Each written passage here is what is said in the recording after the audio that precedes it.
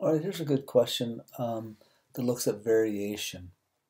And it's a two-step process like lots of these questions are. So they say the weight of an object varies inversely, so equals k over the square of the distance from the center of the Earth, so distance squared. Then they say at sea level, which is 3978 miles from the center of the Earth, an astronaut weighs 220 pounds. Okay, so the weight's going to be 220.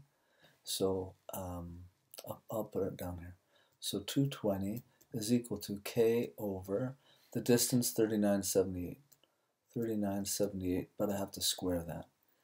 So I plug things in, and now what I want to do is solve for k. So I'll multiply both sides by this. So I'm going to get k is equal to 220 times 3978 squared.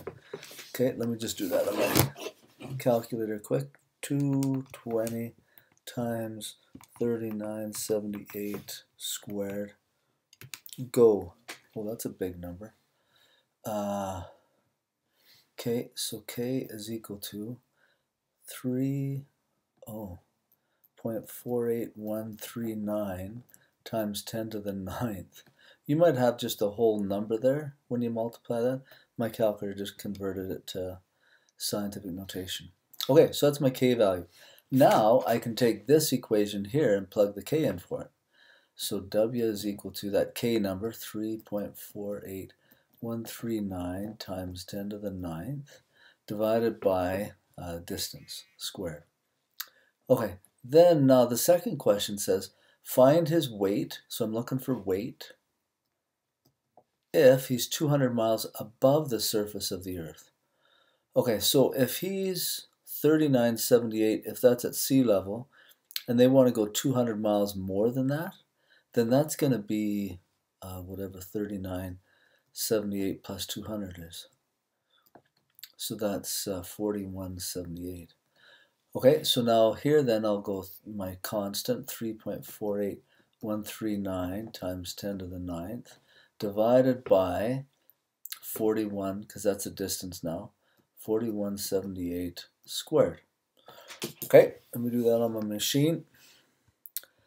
Okay, divided by 4178 squared.